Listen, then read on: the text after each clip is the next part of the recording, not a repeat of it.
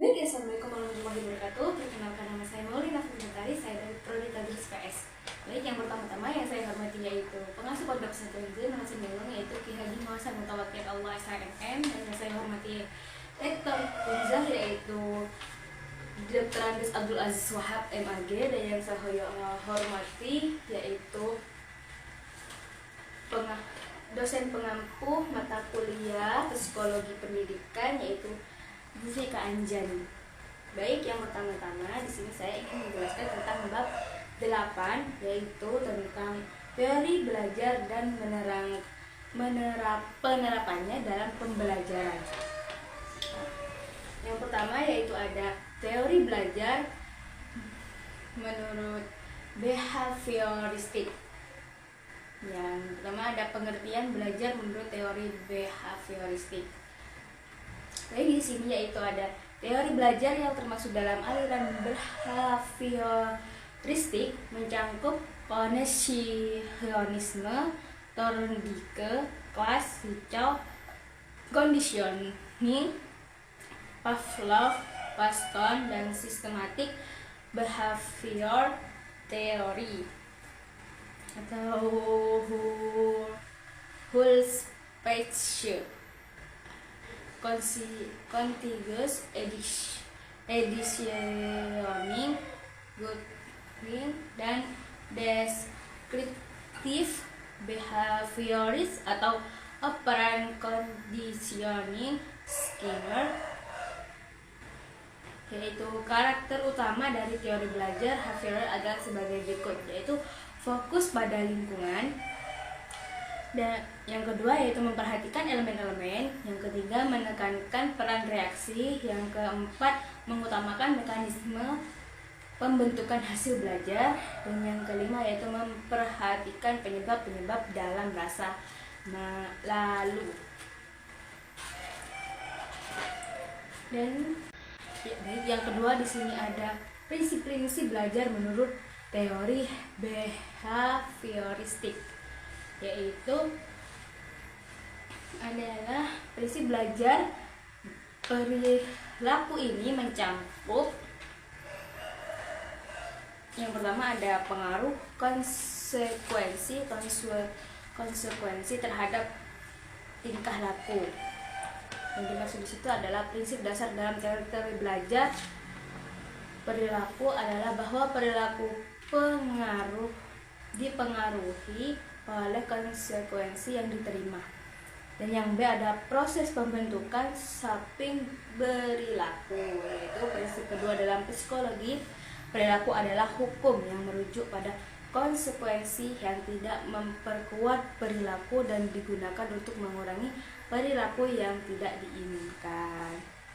Jadi yang tidak diinginkan di sini yaitu seperti perilaku yang orang lain atau yang orang lain dilakukan terhadap kita dan kita tidak suka, maka itu menjadi konsekuensi dari perilaku yang tidak diinginkan. Dan yang C yaitu mengurangi tingkah laku extinction dengan menghilangkan penguatan, yaitu konsep di mana perilaku akan menghilang jika tidak lagi diperkuat. Jadi perilaku apapun yang baik jika tidak diperkuat maka akan hilang. Dan yang D yaitu proses generalisasi yang membuat perilaku muncul dalam berbagai konteks serupa. Maksudnya yaitu kecenderungan individu untuk mengulangi perilaku yang dipelajari dalam situasi serupa. Seperti perilaku yang kita ulangi seperti perilaku baik, maka kita akan mengulangi perilaku baik.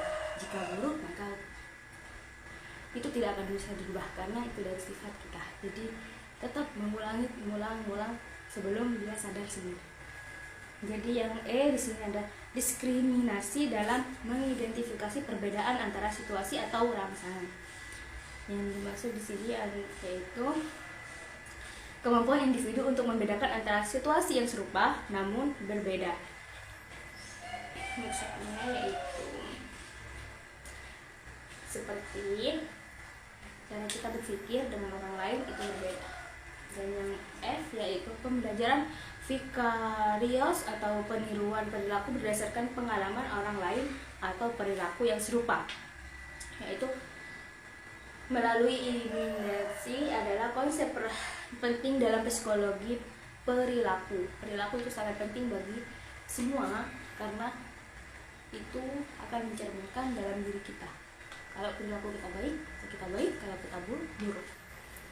Yang G yaitu penerapan teori belajar behavioristik dalam pembelajaran, yaitu aliran psikologi belajar yang memiliki dampak signifikan pada perkembangan teori dan praktik pembelajaran hingga saat ini adalah aliran behavioristik.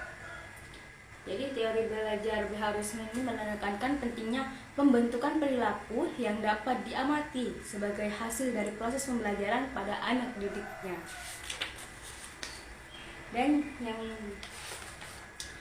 B di sini ada teori belajar kognitif. Yang pertama yaitu ada pengertian belajar menurut teori behavioristik, yaitu teori belajar kognitif muncul sebagai tanggapan terhadap teori perilaku yang ada sebelumnya. Pendekatan kognitif ini berfokus pada pemrosesan informasi oleh peserta didik, termasuk pengorganisasian, penyimpanan, dan penghubungan pengetahuan baru dengan yang sudah ada. Yang A di sini, jadi yang A di sini ada teori pengembangan Piaget. Piaget di sini seorang tokoh terkenal dalam psikologi kognitif, memfokuskan perhatiannya pada perkembangan kecerdasan individu sepanjang masa hidup mereka. Jadi di dalam teori pengembangan Piaget ini lebih fokus pada perkembangan atau kecenderungan individu yang akan terus maju ke depannya. Dan yang B di sini yaitu ada teori Jerome Bruner, yaitu adalah bahwa anak-anak harus berperan aktif dalam proses pembelajaran di kelas. Jadi anak-anak di sini tuh teori Jerome Bruner itu berfokus pada pembelajaran yang ada di dalam kelas agar tetap terfokus dan tidak bosan. Dan yang kedua yaitu ada prinsip-prinsip belajar menurut teori kognitif, yaitu kegiatan pembelajaran berdasarkan teori kognitif mengikuti prinsip-prinsip sebagai berikut. Yang pertama ada siswa mengalami perkembangan kognitif melalui tahap-tahap tertentu. Dan yang kedua yaitu keterlibatan siswa secara aktif dalam belajar sangat penting. Dan yang C yaitu mengkaitkan pengalaman atau informasi baru dengan struktur kognitif yang sudah dimiliki siswa. Dan yang D mengorganisasi materi pembelajaran dengan pola atau logika tertentu. Yang E pemahaman lebih penting daripada penghafal. Dan yang F memperhatikan perbedaan individu siswa. Dan yang ketiga yaitu ada penerapan teori belajar kognitif dalam pembelajaran. Implikasi dalam yang dijelaskan oleh Eiffel adalah pentingnya menyesuaikan kurikulum dengan tingkat kemampuan fisik, kognitif, serta pertumbuhan sosial dan emosional dalam siswa. Dan yang C yaitu yang C di sini yaitu teori belajar sosial. Yang pertama ada pengertian belajar menurut teori sosial, yaitu dikembangkan dengan memperluas teori belajar perilaku tradisional dengan menekankan interaksi timbal balik antar faktor kognitif, perilaku, dan lingkungan.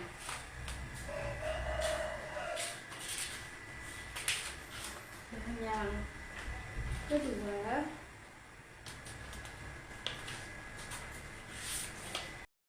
yang kedua di sini yaitu ada prinsip-prinsip belajar menurut teori sosial, yaitu prinsip sosial Albert Bandung dalam proses belajar mengajar memiliki orientasi sebagai berikut. Yang pertama ada hakikat manusia. Hakikat manusia di sini yang A, dan yang B ada modifikasi perilaku. Dan yang ketiga di sini ada penerapan teori belajar sosial, yaitu kepedulian individu berkembang melalui proses pengamatan, di mana mereka belajar melalui pengamatan orang lain yang dianggap memiliki nilai atau keahlian yang tinggi, yang lebih tinggi. Jadi orang tersebut memiliki pengertian atau wawasan yang lebih luas dari yang lain. Dan yang D di sini ada teori belajar humanistik. Yang pertama ada pengertian belajar menurut teori humanistik. Teori adalah suatu pandangan yang disusun berdasarkan penelitian, temuan, data, dan argumentasi yang mendukungnya. Berdasarkan konteks teori humanistik, fokusnya adalah pada proses pembelajaran dan pengembangan manusia, bukan hanya pada hasil akhirnya. Dan yang kedua yaitu ada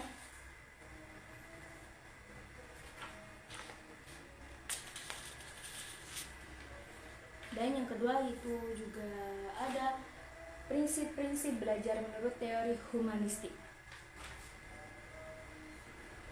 Menurut Karl Rogers menemukan dalam hukumnya Freedom to Learn beberapa prinsip dasar humanistik yang sangat penting, antara lain yaitu manusia secara alami memiliki dorongan untuk belajar. Yang B, pembelajaran yang bermakna terjadi ketika siswa merasa bahwa materi pembelajaran memiliki relevansi dengan tujuan dan makna pribadinya. Dan yang C, ketika pembelajaran menyangkut perubahan dalam pandangan diri sendiri.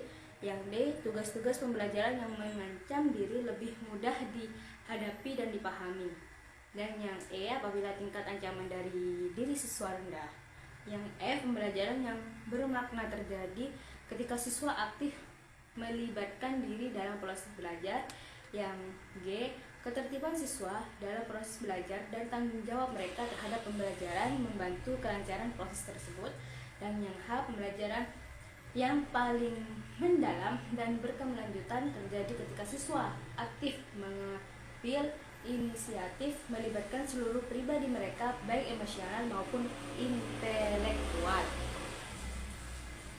Dan yang G yaitu percaya diri. Dan yang J, belajar mengenai proses belajar. Yang ketiga yaitu ada penerapan teori belajar humanistik. Teori belajar humanistik seringkali mendapatkan kritikan karena sulit untuk diterapkan secara praktis dalam konteks pendidikan.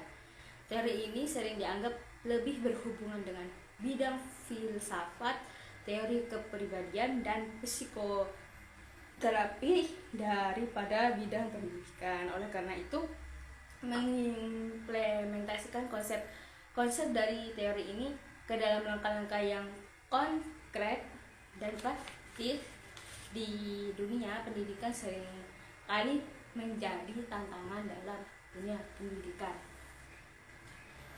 Baik, itu saja yang bisa saya jelaskan. Mohon maaf jika ada kesalahan. Assalamualaikum warahmatullahi wabarakatuh.